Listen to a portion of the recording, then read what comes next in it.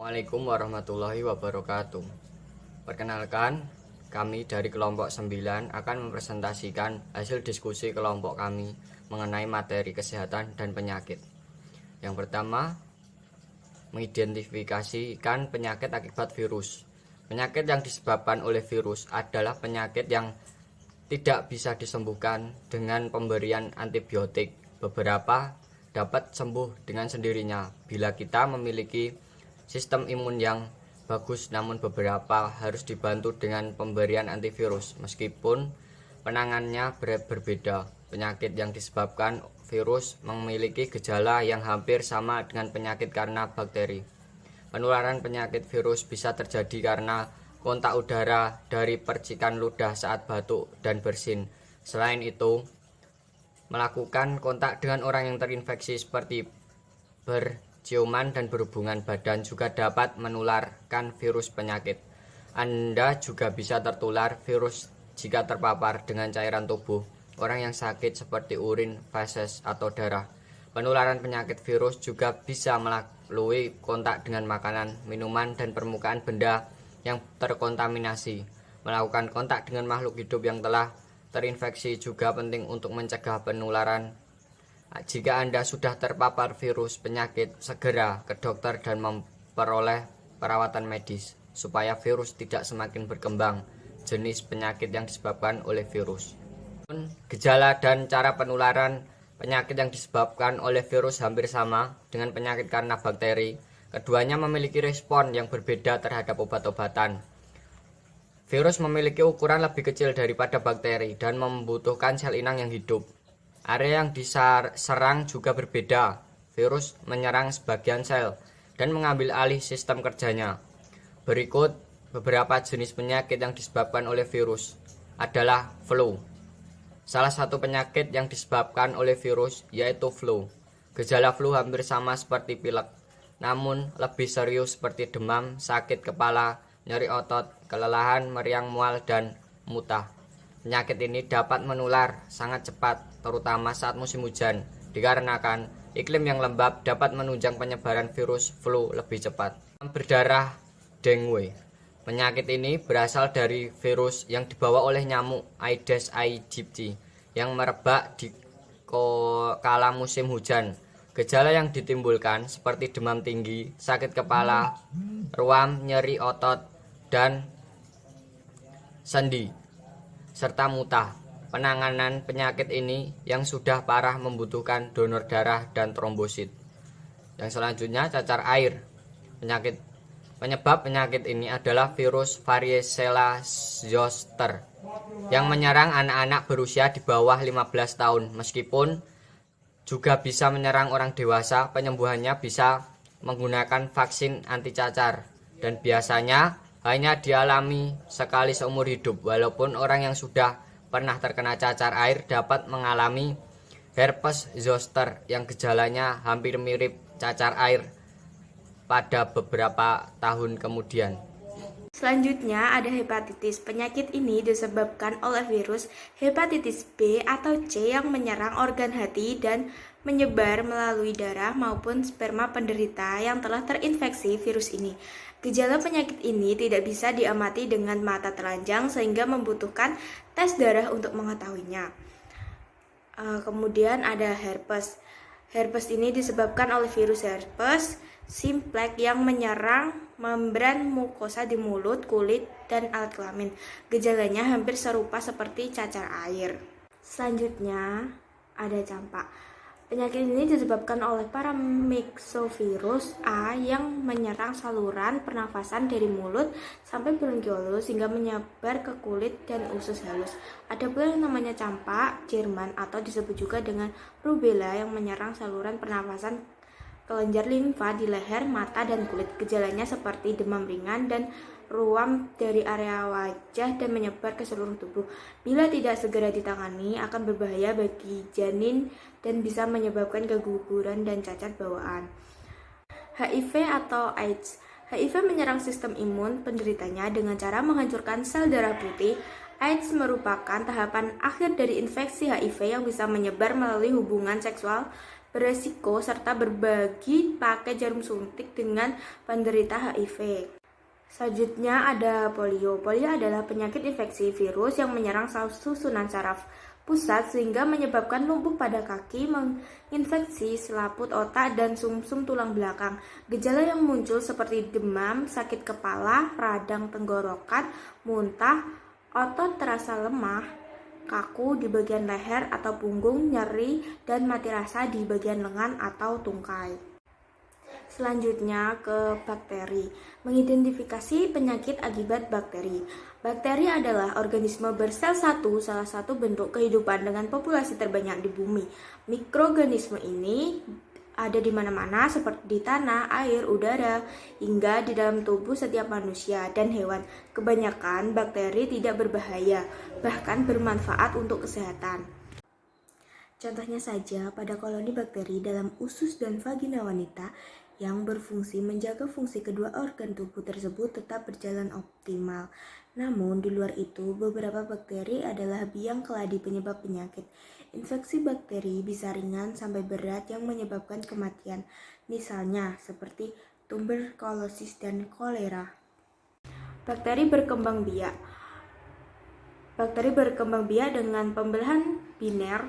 Dalam proses ini, bakteri yang merupakan sel tunggal akan membelah menjadi dua sel anak yang identik. Pembelahan biner dimulai ketika DNA bakteri membelah menjadi dua, bereplikasi. Sel bakteri kemudian memanjang dan membelah menjadi dua sel anak masing-masing dengan DNA identik dengan sel induk. Setiap anak klon dari sel induk. Ketika kondisi menguntungkan seperti suhu yang tepat dan nutrisi tersedia, maka beberapa bakteri seperti Escherichia coli dapat membelah setiap 20 menit. Kita dapat melihatnya pada gambar di atas ini. Proses perkembangan bakteri yang pertama yaitu kromosom prokariotik, yang kedua duplikasi kromosom, yang ketiga proses perkembangan sel, dan yang terakhir adalah pembelahan sel menjadi dua sel yang sama. Mekanisme bertahan hidup bakteri. Beberapa bakteri dapat membentuk endospora.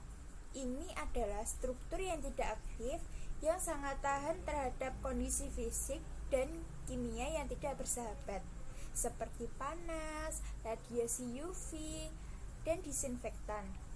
Ini membuat menghancurkan mereka sangat sulit. Banyak bakteri penghasil endospora adalah patogen jahat. Misalnya Bacillus anthracis adalah penyebab antraks. Jenis bakteri berdasarkan bentuk, Bacil atau Bacillus. Bacil memiliki bentuk berupa batang atau silinder dengan variasi monobacil hanya satu, Diplobacillus bergandengan dua-dua, dan Streptobacillus bergandengan berbentuk rantai. Meskipun begitu, ada juga yang berbentuk agak bundar sehingga disebut dengan Coccobacillus.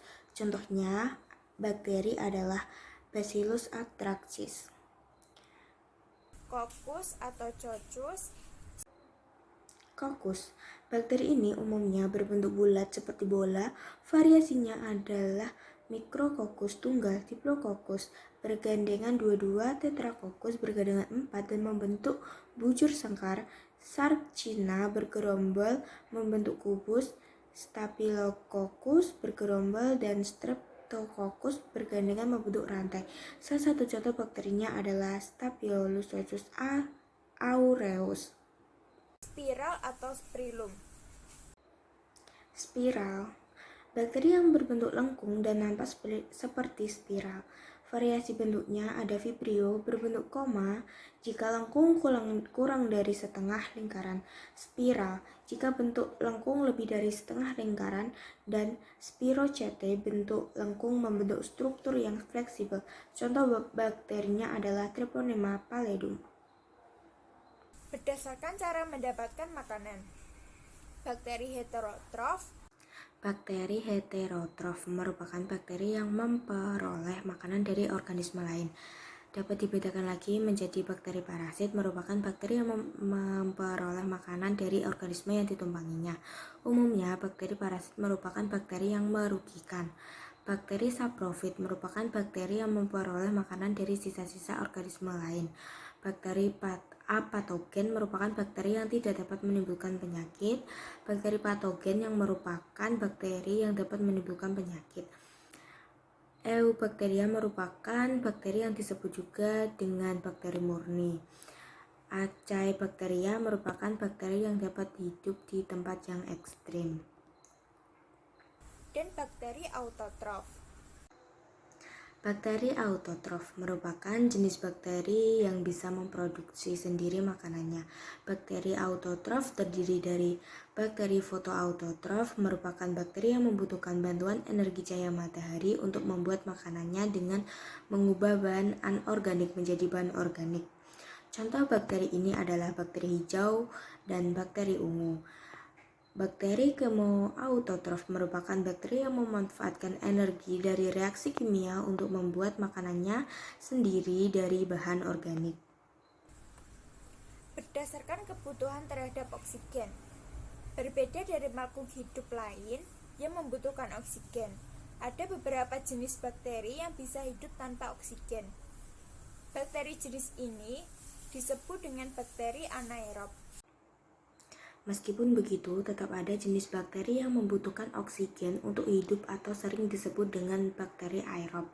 Salah satu contoh bakteri aerob adalah bakteri nitrifikasi yang mengubah amonia menjadi nitrat, sedangkan contoh bakteri aerob adalah Micrococcus denitrificans yang dapat merubah senyawa menjadi metan. Bakteri juga bisa dibedakan berdasarkan jumlah dan letak flagella.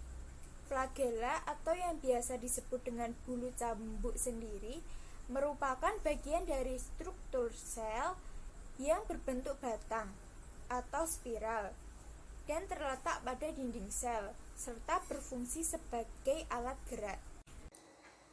Adapun beberapa contoh bakteri yang termasuk dalam jenis ini adalah Pseudomonas aeruginosa, monotrik atau satu flagella di salah satu sisi, Aquaspirillum serpens, amfitrik atau satu flagella di setiap sisi, Pseudomonas fluorescens, Lophotrichs atau beberapa flagella di salah satu sisi, Salmonella typhosa, Peritrich atau flagella di seluruh bagiannya, dan Escherichia coli atrich atau tidak memiliki flagella. Bakteri berdasarkan dinding sel. Karakteristik dinding sel pada bakteri juga membedakan jenis dari bakteri itu sendiri. Metode pengelompokan bakteri berdasarkan karakteristik dinding sel ini dikenalkan pertama kali oleh Hans Christian Gram melalui pewarnaan Gram. Pada metode pengelompokan ini, bakteri akan dibedakan menjadi bakteri Gram negatif, bakteri Gram positif, dan bakteri tidak berdinding sel. Bakteri Gram negatif merupakan bakteri yang memiliki lapisan peptidoglikan tipis dan dinding sel yang mampu menyerap warna merah. Contoh dari bakteri jenis ini adalah bakteri bergenus Streptomyces, Streptococcus, Mycobacterium tuberculosis, dan lainnya.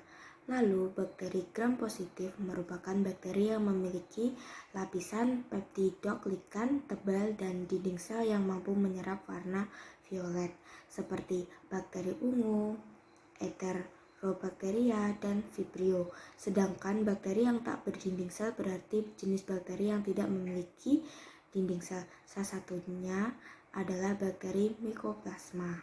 Cara bakteri dapat menyebar.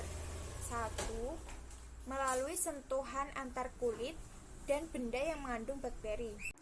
Salah satu rumah ternyaman bagi bakteri adalah tangan manusia. Sekitar 5.000 bakteri menghuni kedua tangan Anda setiap waktu. Oleh karena itu, sentuhan tangan baik secara langsung dengan kulit orang lain maupun memegang benda dapat menjadi medium penyebaran bakteri. Tidak mencuci tangan setelah memegang hidung atau mulut saat bersin atau batuk, memegang hewan, buang air kecil atau besar, menyentuh makanan, mentah, menyiapkan makanan, mengganti popok anak, dan lain-lain bisa memicu penyebaran bakteri dari tubuh Anda ke orang lain. Menyentuh kulit orang yang terinfeksi penyakit karena bakteri juga dapat menyebabkan Anda tertular penyakitnya. Contohnya saja begini, Anda sedang mengalami infeksi mata merah dan kemudian Anda mengucek mata, lalu tidak cuci tangan terlebih dahulu dan selanjutnya bersalaman dengan orang lain. Setelahnya, orang tersebut mengucek matanya atau makan dengan tangan tanpa mencucinya terlebih dahulu. Orang tersebut dapat mengalami infeksi mata yang sama atau mungkin infeksi di bagian yang lainnya akibat perpindahan bakteri dari Anda melalui sentuhan. Prinsip penyebaran bakteri yang sama juga terjadi di Anda suka pinjam-meminjam barang atau menyentuh barang yang bekas dipakai orang sakit. Misalnya tisu bekas, menadah bersin atau handuk mandi orang yang punya diare. 2. Melalui udara. Cara lain dari penyebaran bakteri adalah lewat partikel embun air yang keluar saat Anda batuk atau bersin. Partikel udara yang berisi bakteri bisa saja terhirup oleh orang lain dan menginfeksi tubuhnya sehingga mereka tertular batuk dan flu yang Anda miliki. Parahnya, bakteri tidak terlihat secara kasat mata, sehingga Anda tidak akan pernah tahu siapa saja yang sedang sakit dan bersin atau batuk di dekat Anda. Oleh karena itu, Anda dianjurkan untuk menggunakan masker saat sakit. Jika tidak tersedia, Anda harus memenuhi etika saat batuk dan bersin, misalnya menutup mulut saat batuk dan bersin untuk menjaga penularan penyakit melalui udara seperti TBC. 3. Kontaminasi silang makanan. Jika tidak memperhatikan kebersihannya, aktivitas memasak tidak jarang bisa menjadi sumber penularan penyakit akibat bakteri. Proses memasak yang kurang bersih, seperti tidak mencuci tangan setelah menyentuh makanan mentah, menyiapkan makanan, dan menggunakan toilet sebelum memasak, dapat menyebarkan bakteri pada orang lain. Makan makanan yang terkontaminasi bakteri dapat menyebabkan penyakit seperti diare, botulisme, dan keracunan makanan. 4. Minum atau menggunakan air yang tercemar atau kolera dan demam tifoid. 5. Kontak seksual atau sifilis, gonore, klamidia. 6. Kontak dengan hewan atau antraks dan cetstrax-disease. 7. Perpindahan bakteri dari salah satu bagian tubuh yang menjadi habitat sesungguhnya menuju bagian lain di mana bakteri menyebabkan penyakit, atau seperti saat E. coli berpindah dari usus ke saluran kemih sehingga menyebabkan infeksi saluran kencing. Bagaimana bakteri dapat menyebabkan penyakit? Bakteri dapat menyebabkan penyakit dalam beberapa cara. Beberapa bakteri jahat bisa berkembang biak berlebihan sehingga mengganggu ekosistem alaminya, seperti bakterial vaginosis. Beberapa menghancurkan jaringan secara langsung, yang lainnya menghasilkan toksin atau racun yang membunuh sel ketika bakteri menginfeksi mereka akan tinggal lama di dalam tubuh. Mereka melahap nutrisi dan energi tubuh, dan bisa menghasilkan racun atau toksin. Toksin tersebut pada akhirnya dapat menyebabkan gejala infeksi umum seperti demam, tersengal-sengal, ruam, batuk, muntah, dan diare.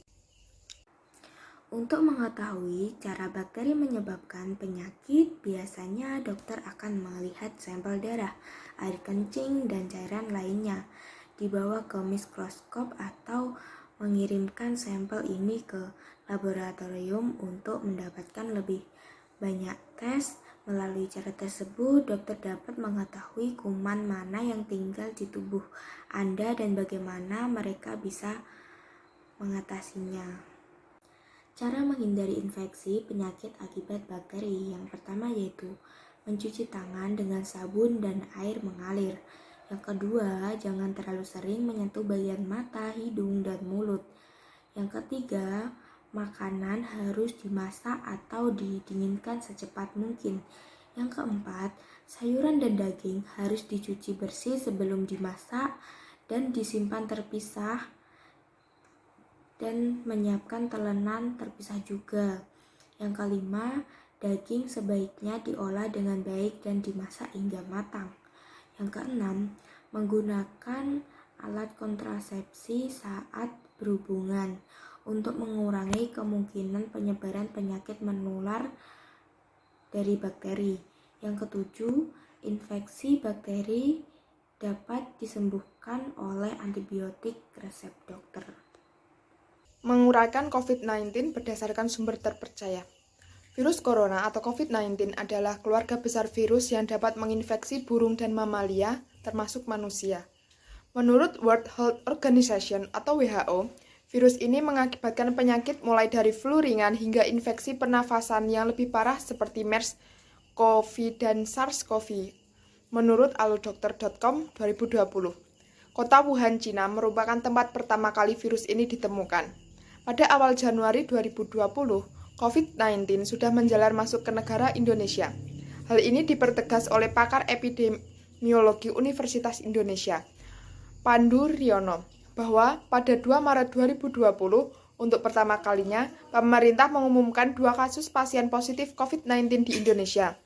Hal ini diperkuat menurut WHO bahwa data per tanggal 2 Maret 2020, jumlah penderita sebanyak 90.308 terinfeksi COVID-19. Hal ini yang membuat pemerintah Indonesia telah mengeluarkan status darurat bencana non-alam terhitung mulai tanggal 29 Februari 2020 hingga 29 Mei 2020 terkait pandemi virus ini dengan jumlah waktu 91 hari. COVID-19 memberikan dampak yang besar bagi kehidupan masyarakat di berbagai bidang, salah satu contohnya dalam bidang kesehatan. Pengaruh pandemi COVID-19 dalam bidang kesehatan yaitu tingkat kesehatan menurun karena banyak yang terpapar COVID-19 dan banyak masyarakat yang stres karena khawatir dan takut tertular virus corona, sehingga membuat sistem imun semakin menurun. Selain itu, banyak tenaga kesehatan yang berguguran akibat pandemi ini karena faktor tertular virus COVID-19 maupun faktor kelelahan karena jumlah pasien yang membludak. Dampak yang terlihat tidak hanya mempengaruhi kesehatan masyarakat, akan tetapi turut mempengaruhi perekonomian negara. Bahkan, saat ini perekonomian dunia mengalami tekanan berat yang diakibatkan oleh virus tersebut. Langkah-langkah meningkatkan kesadaran masyarakat agar terhindar dari COVID-19. Banyak sekali langkah-langkah dan usaha untuk mencegah penularan virus ini agar tidak menyebar atau terjangkit seperti 1. Rajin mencuci tangan. Mencuci tangan adalah pangkal dari kebersihan dan kesehatan. Tangan adalah sumber kuman dan bakteri yang dapat menyebabkan beragam penyakit. Cuci tangan minimal 20 detik dengan menggunakan sabun dan air mengalir. Ini merupakan langkah yang efektif membunuh kuman dan bakteri, termasuk virus corona. Cuci tangan mencegah penyebaran virus corona yang sangat direkomendasikan, termasuk oleh Badan Kesehatan Dunia. 2. Menggunakan masker. Walaupun virus corona tidak menular melalui udara, upayakan menggunakan masker saat pergi atau keluar dari rumah agar terlindungi. Jika kamu dalam kondisi kesehatan kurang baik, maka usahakan untuk menggunakan masker medis yang memiliki ketebalan 3 lapis. 3. Hindari bersentuhan. Berjabat tangan adalah hal yang harus dihindari. Dengan menghindari kontak kulit, maka tak ada kemungkinan perpindahan virus dan kuman yang terjadi. 4. Jangan sentuh area wajah. Virus corona dapat menyerang tubuh lewat area segitiga wajah seperti mulut, mata, dan hidung. Jadi hindari untuk menyentuhnya agar tidak ada kemungkinan masuknya virus corona ke tubuh. Adapun etika bersin dan batuk, saat bersin dan batuk, tutup dengan tisu atau lipatan tangan agar virus tidak menyebar ke orang lain. Jangan lupa untuk segera mencuci tangan setelahnya. 5. Bersihkan perabotan rumah.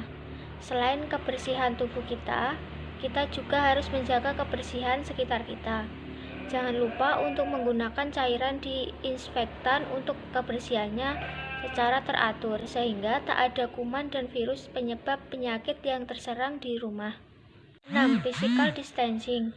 Hindari kerumunan dan jaga jarak minimal 1 meter dengan orang lain. Langkah ini bisa diterapkan saat berada di tempat umum atau luar ruangan, sehingga tidak terpapar virus corona. 7. Selalu mencuci bahan makanan. Untuk selalu mencuci bahan makanan yang akan kita masak atau kita makan, bersihkan dengan larutan hidrogen peroksida atau cuka putih yang sangat aman digunakan untuk makanan. 8. Tingkatkan imunitas tubuh. Hindarilah stres, makan makanan yang bergizi yang kaya akan vitamin dan mineral, serta lakukan olahraga ringan agar badan tetap fit selama di rumah. 9. Berjemurlah bila pagi. Berjemur atau terkena sinar matahari dapat mencegah virus corona, karena virus dapat bertahan hanya beberapa jam jika terkena panas matahari. Demikian presentasi dari kelompok kami. Terima kasih. Wassalamualaikum warahmatullahi wabarakatuh.